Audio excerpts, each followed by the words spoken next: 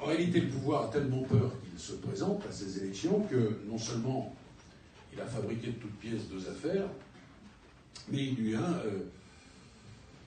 infligé, pardonnez-moi ce verbe, une nationalité italienne à laquelle personne ne s'attendait. Je rappelle tout de même pour l'anecdote que dans les procédures dont je viens de parler, il est congolais. Congolo-congolais, hein. Pas italo-congolais, congolo-congolais. Et alors on nous a sorti cette histoire de la nationalité italienne pour exciper du fait que quelqu'un possédant la double nationalité ne peut pas, selon la loi qui est celle de la RDC, se présenter à l'élection présidentielle. Alors, je vous avais dit que je le ferais, et je l'ai fait, nous l'avons fait. Nous avons adressé, tout ça naturellement est à votre disposition, parce que d'aucuns ont été instrumentalisés par le pouvoir, évidemment, qui communiquent tous azimuts. Alors je vais essayer d'être clair. Nous avions indiqué que nous adresserions une lettre à la commune di San Vito dei Normanni, ce que nous avons fait, très précisément, elle est à votre disposition dans quelques instants. Nous l'avons fait le 9 juin 2018. Elle est naturellement en italien et on demande à l'autorité administrative italienne si M. Moïse Katumbi est italien. Et nous avons obtenu une réponse. Préalablement, qu'il me soit permis de vous dire que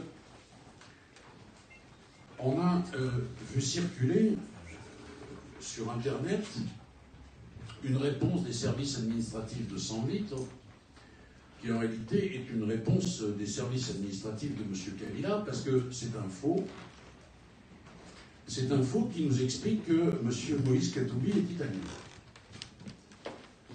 Ça a circulé un peu partout, ça a semé, je conçois bien volontiers, le trouble, et nous avons obtenu une réponse qui est à votre disposition dans quelques secondes, en date du 17 juillet 2018, et je vais vous lire cette réponse parce qu'elle est traduite, et elle n'est pas traduite de n'importe quelle façon, elle a été traduite devant un tribunal, et vous verrez que la traduction porte le sceau et la signature du procureur de la République de Milan. Alors voilà la réponse, je vous la livre.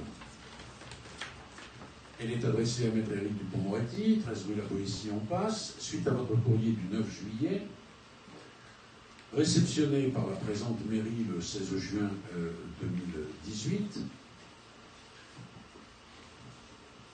sous la référence 1500, etc. Je passe. Je me permets de vous signaler que nous ne pouvons fournir aucune information quant à la nationalité de M. Moïse Katumbi, en ce que celui-ci n'est pas inscrit, et ne l'a jamais été, au registre de l'état civil italien. Pour les mêmes raisons, il n'est pas non plus possible de fournir des informations quant à la nationalité de Moïse Katumbi. Alors, vous savez, il y avait Moïse Katumbi Chapoué et Moïse Katumbi Dagnano, n'étant pas lui non plus inscrit sur les registres susmentionnés. L'autorité administrative italienne va plus loin.